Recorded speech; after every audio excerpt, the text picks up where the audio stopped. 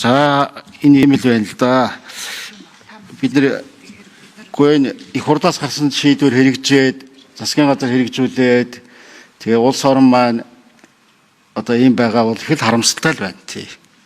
Тэгэд 20 бараг 30% ядууртай нэг 20-30 жил байсан тэгээд тэр хэвээрэл байх юм. Тэгээд нэг болж байгаа өгтөж байгаа салбар алга л да.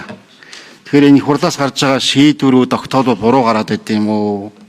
Эсвэл гарсан тогтоол шийдвэр нь одоо хэрэгжихтэй ингээд дотоо яваад ингээд хэрэгжиж тийм үү? Яа тийм. Нэг л сонирл байна л да.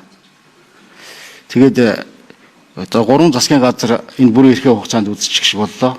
За эхнийх нь олон мега төсөл хэрэгжүүлнэ гэлээсэн. Тэгээд эсрэгээрэл мега хулгайлан өөрөөр болчлоо. Дараагийн засгийн газар нь зэгцрэн л гээдсэн. Тэгээд нэг зэгцэрч чадсангүй байж байгаа л огцорчих юм. За одооний засгийн газар чөлөөлөе л гэдэг ах юм. Хэрвээ чөлөөлнө гэж байгаа бол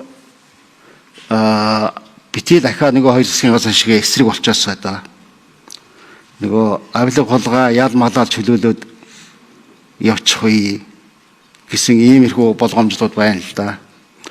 За тэгээд их олон төрлийн албаагчд байт юм байна.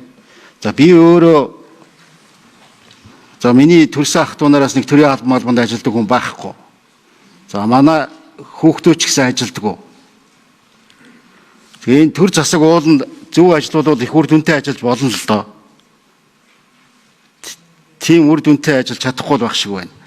За би тухайн үед ажил хариуцлал байж байхдаа хэд хэдэн тогтоол шийдвэрүүдийг гаргадаг байсан арчсан ном олон багт. Тэр алтны талаар шийдвэр гаргаж ил байла. Тэрний үр дүнд одоо 20 хэдэн тонн алт авдаг л байла. Энэ одоо эрүү зөвшлийн хуулиудыг би ажлын хэсгийг ахалж гаргаж ирсэн. Яг хамгийн сүүлийн ганц нэг хуулийн бэлэн болгочод байхад нөгөө ардын нам руу шилжүүлсэн. Тэгээд босон болоогүй гачин болоод явцсан. За намайг хуульчин байнга хорооны дараах хийж хахад энэ улс орон чин авилгын төсөөлийн тэгсэл 70 хэдэд байсан шүү дээ. Одоо бүр 2 нугараад 120 хэдэд орцсон байна. Гэх мэтлэнгийн.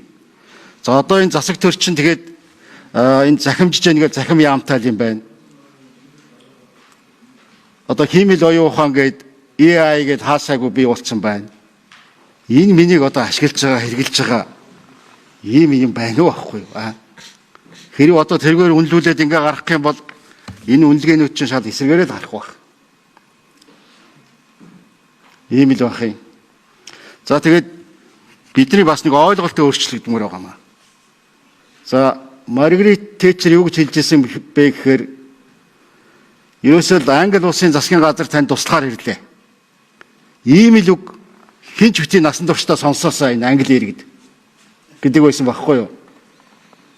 Одоо энэ Монгол улсын иргэн болгол Монгол улсын засгийн газар ирээсэй л гэж ах шиг байна. Тэгээ очихгүй байна л да. Бүгдэд нь хүнд байна. Тэ? Та хажуу сууж ах шиг байна зарим нь тэ. Тэгээд энэ хууль зүйн сайд хийжсэн үнийгээл бас яагаад ч юм тэгээд нэг мэрэгшүүлэхгүй овоо ажил төрлөө хийгээл байж ахаад хэрэг эрхлийн дарга марга гэж явчих юм тий. Тий. Бирээс ойлгохгүй хичээд байгаа. Тий. Яг засгийн газар хажуу сууж тэгэхээр ярьж байгаа юм л да. Нэг ийм байгаа маа нөхдүүдээ. Тэгэхээр одоо ажил төрлөө сайжруулах хэрэгтэй байна. Энэ ард түмний амьдрал ахуйчийг хүндэрж шүү. Тий. Ийм сайхан залуучууд муу удирдлага байна юу гэхээс муу боловсон хүчин байна гэж байхгүй л дээ. Та нарын бол нэг буруутгаад энэ төргээд